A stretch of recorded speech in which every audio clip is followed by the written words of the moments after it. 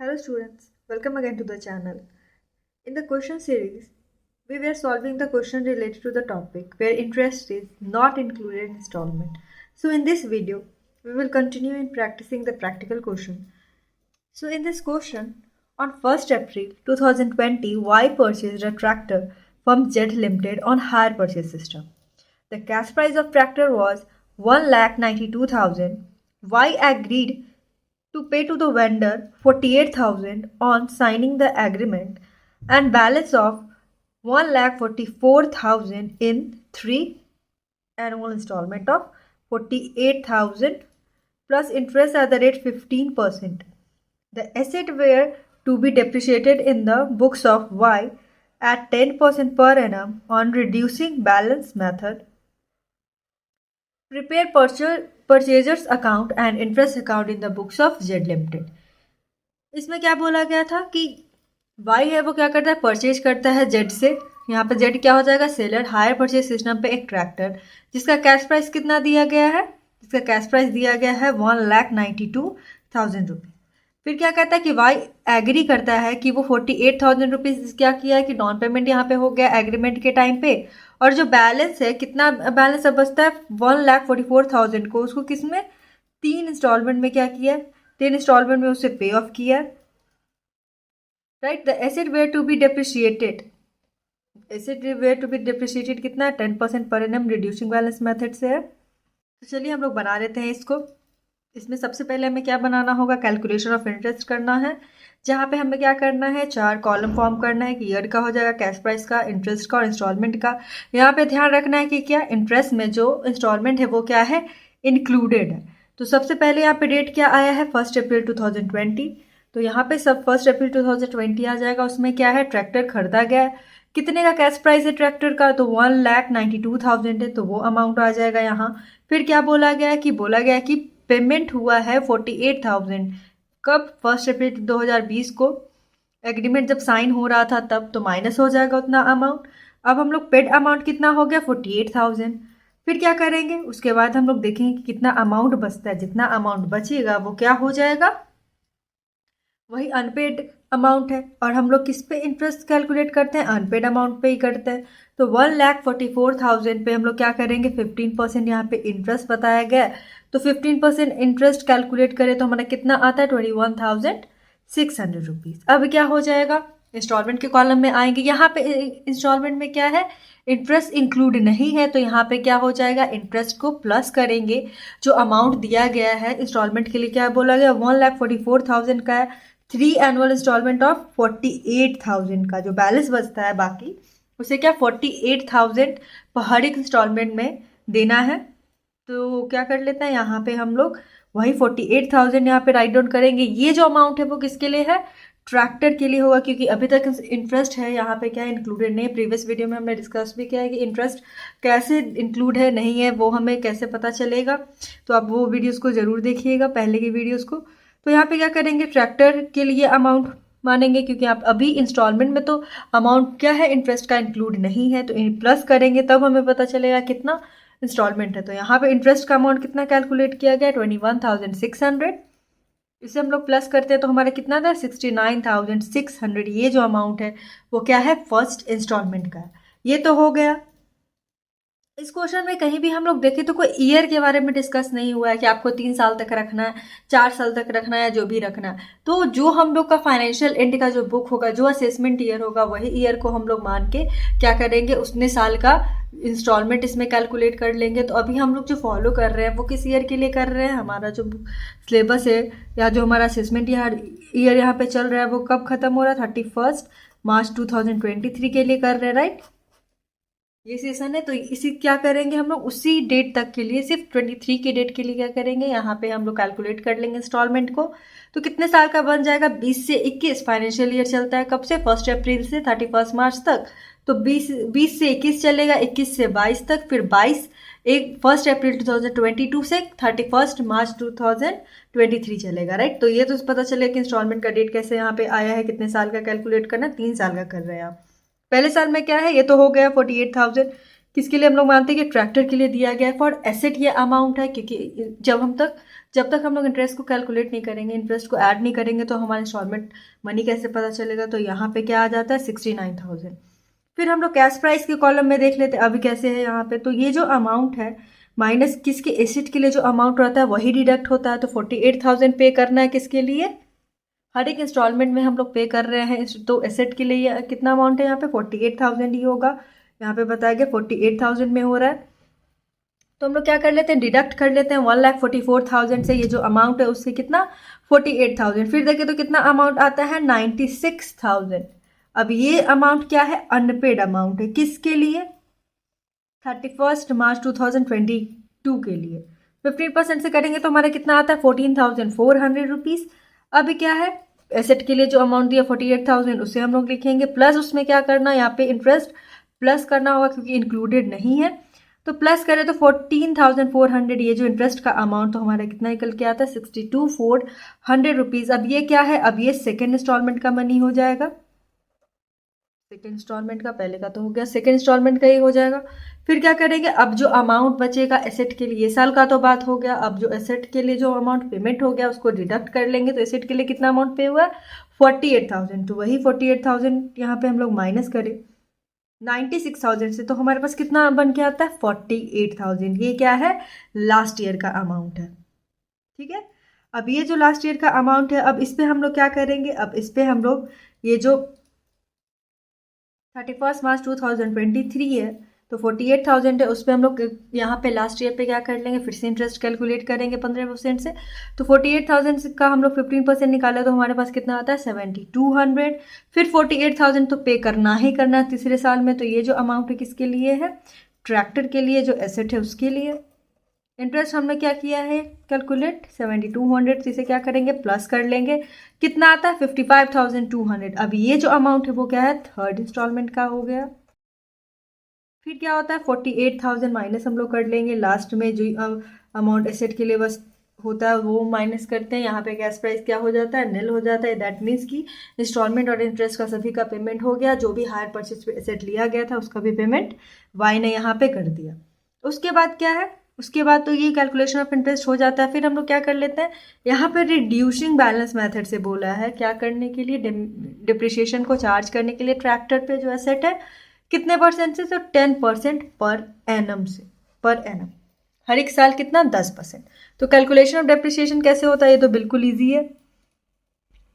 इसमें सबसे पहले क्या आता है, इसमें सबसे पहले तो जो कैश प्राइस रहेगा वो आएगा। तो कैश प्राइस कितना दिया गया 1,92,000। पहले साल का डेप्रिसिएशन कितना आ जाएगा 10% अगर हम लोग कैलकुलेट करें, 10% अगर हम लोग करते हैं कैलकुलेट तो कितना आता है 1,92,000 का 19,200। अब ये जो अमाउंट है वो हम लोग पहले साल के लिए डिडक्ट करें तो बैलेंस कितना बचता है 1,72,800।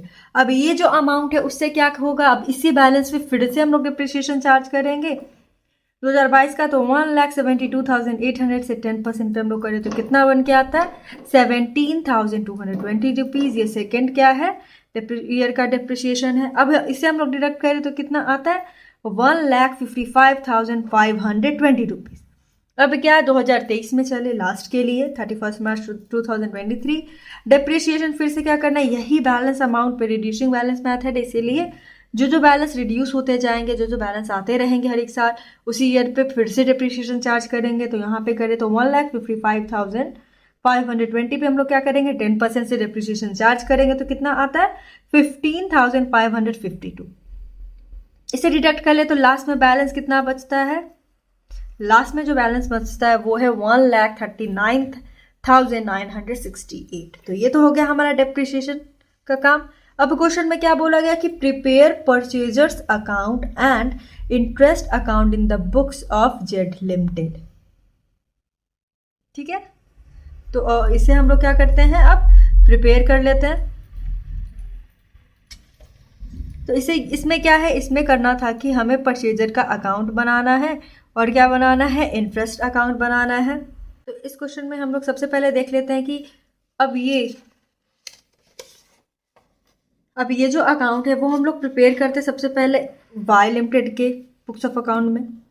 ठीक है, यहाँ पे मैं परचेजर के बुक्स ऑफ अकाउंट में कर रही हूँ। आपका जो वर्क वो क्या है, वाई लिमिटेड के बुक में तो मैं कर रही हूँ। यहाँ पे क्वेश्चन में बोला जेड लिमिटेड के बुक में करने के लिए, हायर वेंडर के बुक में करने के लिए। तो आई होप कि आप ये चीज़ को कर पाए।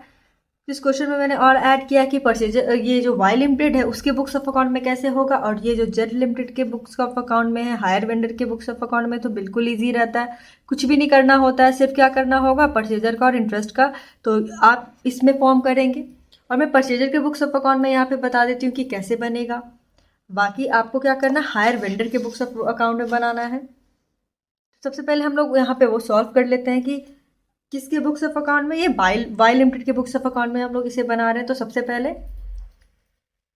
उसकी बुक में कैसे होगा इसको भी हम लोग देख लेते हैं। तो सबसे पहले जो उसके बुक्स ऑफ अकाउंट में क्या बनेगा, वाई लिमिटेड के बुक्स ऑफ अकाउंट में यहाँ पे बन सकता है ट्रैक्टर अकाउंट, और फिर क्या होगा, वेंडर का अकाउंट एसेट अकाउंट हो जाएगा, फिर वेंडर का होगा, इंटरेस्ट का होगा, डेप्रिसिएशन का। और वेंडर के अकाउंट में आपको क्या बनाना होगा, सिर्फ और सिर्फ वाई लिमिटेड का बुक्स ऑफ अकाउंट, और आप इंटरेस्ट अकाउंट फॉर्म करेंगे। अगर कोई भी प्रॉब्लम होगा तो आप उसे क्या करेंगे, कमेंट ऑन करेंगे। चलिए तो देख लेते हैं कि इस क्वेश्चन से हम लोग इसका अकाउंट कैसे प्रिपेयर करते हैं। तो यहाँ पे क्या है, सबसे पहले क्या आ जाएगा, ट्रैक्टर अकाउंट। आप दोनों मेथड से कर सकते हैं, एसेट अक्रूवल मेथड से भी और क्रेडिट परचेज मेथड से भी। और हायर वेंडर में तो कोई प्रॉब्लम नहीं है, आप एसेट से करो चाहे वो क्रेडिट्स में करो, ये दोनों चीज़ हायर वेंडर में तो सिमिलर होता है, सिमिलर एंट्रीज होती है और सिमिलर अकाउंट्स बनते हैं। यहाँ पे सिर्फ परचेजर का बुक्स को ज़्यादा रिवाइज करना जरूरी रहता है, क्योंकि इसे हम लोग चाहे तो एसेट से भी बना सकते हैं, क्रेडिट से भी बना सकते हैं, इसमें ज़्यादा अकाउंट्स भी होते हैं और कैलकुलेशन भी होता है। तो हम लोग इसे क्या करते हैं, क्रेडिट परचेज मेथड से देखते हैं कैसे होता है। किस मेथड से, क्रेडिट परचेज मेथड से। इस मेथड से हम इस क्वेश्चन के लेजर अकाउंट को मैंने सॉल्व किया। तो सबसे पहले डेट आता है क्या, 1 अप्रैल 2020। तो सबसे पहले ट्रैक्टर अकाउंट में यहाँ पे क्या है, टू जेड लिमिटेड है। क्यों, क्योंकि यहाँ पे जो ट्रैक्टर है तो ट्रैक्टर अकाउंट डेबिट टू क्या होगा, टू जेड लिमिटेड होगा। परचेज का बनता है क्रेडिट परचेज मेथड में पहला, इसलिए यहाँ पे क्या है, टू जेड लिमिटेड है। कितना, 1,92,000 से। फिर क्या होगा, दूसरी एंट्री क्या बनेगी क्रेडिट परचेज में, दूसरी एंट्री बनेगी वो होगी क्या, एग्रीमेंट के टाइम में जो डाउन पेमेंट होगा उसका, फिर इंटरेस्ट ड्यू होगा उसका, फिर इंटरेस्ट और इंस्टॉलमेंट की पेमेंट होगी उसकी। फिर कहाँ पे एसेट की बात होगी, बात होती है डेप्रिसिएशन में। तो डेप्रिसिएशन हमने कितना कैलकुलेट किया, 19,200। तो क्या है, बाय डेप्रिसिएशन अकाउंट 19,200 जो है उसे यहाँ पे क्या होगा, क्रेडिट साइड में आ जाएगा। क्यों आता है आपको पता ही है, एंट्री क्या बनती है, depreciation account debit to assets account. तो एसेट यहाँ पे क्या, ट्रैक्टर है, एसेट अकाउंट क्या है, क्रेडिट है, तो क्रेडिट ही होगा। रेफरेंस किससे बना के लाता है, डेबिट को, इसीलिए क्या है, डेप्रिसिएशन अकाउंट यहाँ पे credit side of tractor account में आ जाएगा। एसेट अकाउंट में कितना है, 19,200। यहाँ पे देखिए डेबिट ज़्यादा है और क्रेडिट कम है, क्रेडिट साइड कितने से कम है, 1,72,800 से कम है। तो पहले साल का तो हो गया 1,92,000 रुपीज़ कंप्लीट। अब क्या है, अब ये जो अमाउंट होता है वो क्या होगा, बैलेंस को ब्रॉड डाउन करेंगे तो क्या आ जाएगा, 1 अप्रैल 2021 के लिए, दूसरे फाइनेंशियल ईयर के लिए। और लास्ट कहाँ तक जाता है ये, 31 मार्च 2022 से 2 तक। दूसरे ईयर में किसी और चीज़ की एंट्री क्या होगी, परचेज की एंट्री नहीं होती है, क्योंकि वो तो पहले साल में हो गया। डाउन पेमेंट की नहीं होती है। फिर दूसरे साल में किसकी एंट्री होगी, दूसरे साल में एंट्री होगी वो इंटरेस्ट ड्यू हुआ है उसका, किसके बुक्स ऑफ अकाउंट में, वाई लिमिटेड के बुक्स ऑफ अकाउंट में, उसका एंट्री हो जाएगा। फिर किसका, जब इंस्टॉलमेंट मनी और इंटरेस्ट मनी पेमेंट होगा। फिर डेप्रिसिएशन, क्या दूसरे साल के लिए भी डेप्रिसिएशन हम लोग चार्ज करते हैं, तो एंट्री क्या बनती है, depreciation account debit to asset account. यहाँ पे डेप्रिसिएशन अकाउंट आ जाएगा। फिर क्या है, कितना हम लोग सेकेंड ईयर में कैलकुलेट किए, तो सेकेंड ईयर में हमने जो डेप्रिसिएशन निकाला था वो कितना था, यहाँ पे 17,280 रुपीज़, राइट। तो इसी अमाउंट को क्या कर लेंगे, डिडक्ट कर लेते हैं। 17,200 का यहाँ पे देखें तो हमारा डेबिट साइड ज़्यादा है, क्रेडिट कम है, 17,280 रुपीज़। अगर हम लोग डिडक्ट करें तो कितने से बैलेंस कम है, 1,55,520 से।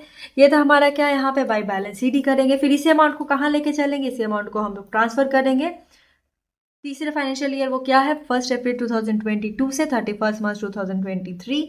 तो यहाँ पे ये डेबिट साइड में आ जाएगा, टू बैलेंस बीडी करके कितना है, 1,55,520। फिर तीसरे साल में भी किस चीज़ की एंट्री होगी, इंटरेस्ट ड्यू की होती है, पेमेंट की होती है और फिर डिप्रिसिएशन की होती है। तो क्या एंट्री होता है? डिप्रिसिएशन अकाउंट डेबिट टू, यहाँ पे एसेट क्या है? Tractor account. कितना है थर्ड ईयर का डिप्रिसिएशन? रिड्यूसिंग बैलेंस है इसीलिए अलग अलग है। तीसरे साल का जो डिप्रिसिएशन है वो है 15,552 रुपीज़।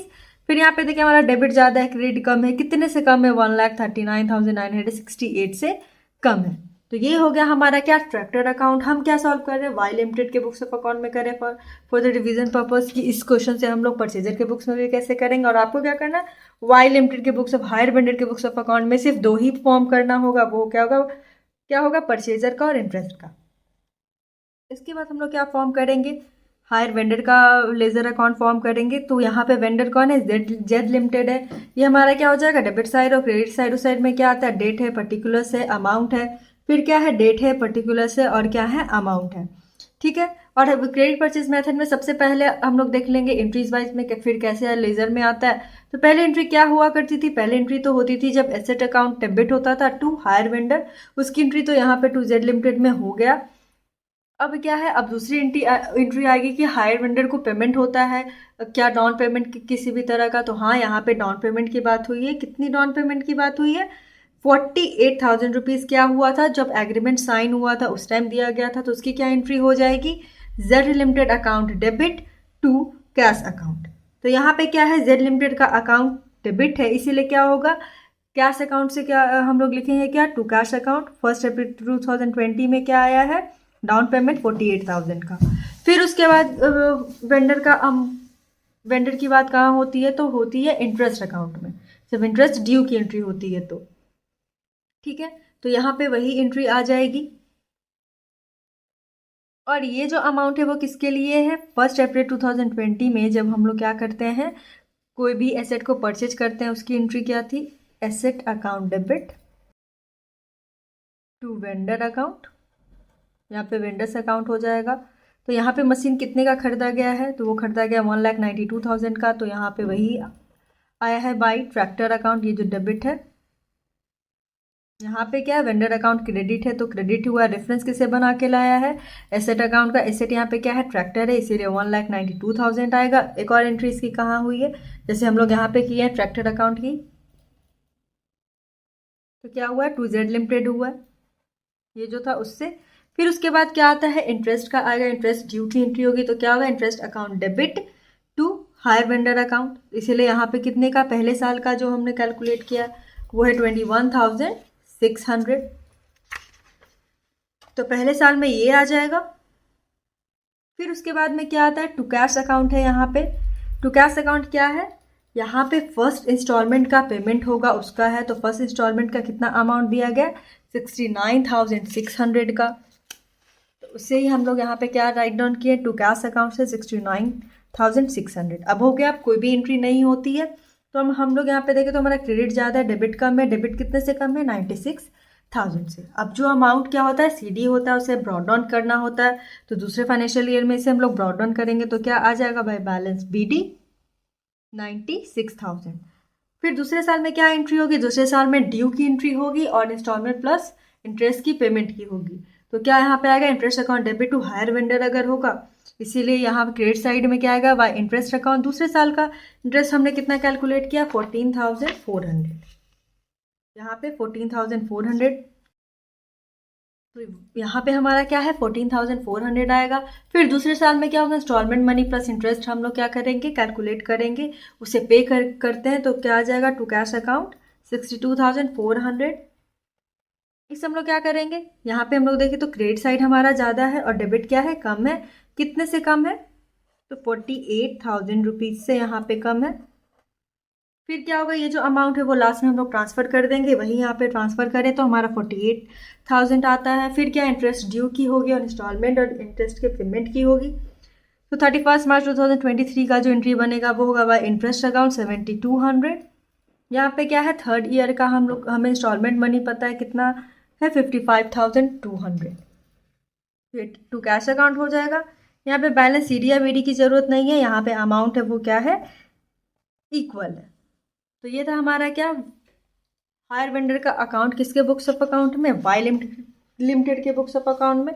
उसके बाद हमें क्या फॉर्म करना होगा? उसके बाद हमें फॉर्म करना होगा इंटरेस्ट अकाउंट और डिप्रिसिएशन अकाउंट। इंटरेस्ट अकाउंट में कोई प्रॉब्लम नहीं, इंटरेस्ट ड्यू की एंट्री होती है और बाद में क्या होता है, इसी इंटरेस्ट और डिप्रिसिएशन को हम लोग कहाँ ट्रांसफर करते हैं, प्रॉफिट एंड लॉस अकाउंट में करते हैं।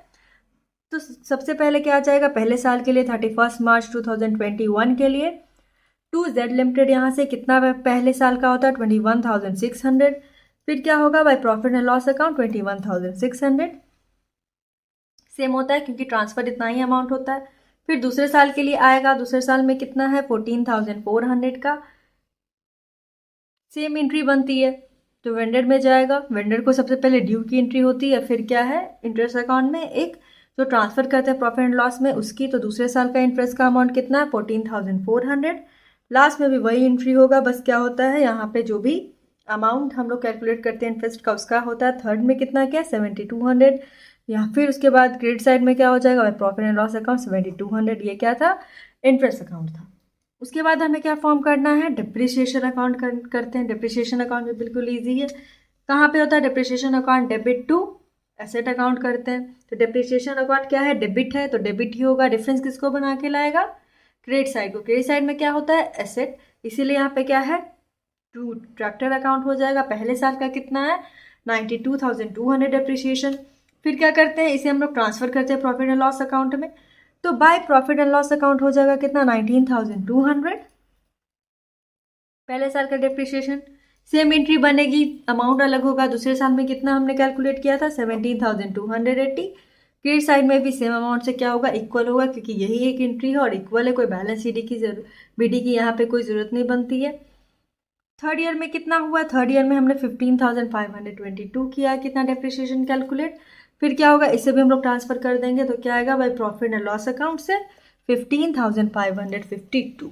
तो ये था हम लोग का क्या, ये हमने इस क्वेश्चन में सॉल्व किया है in the books of Y limited.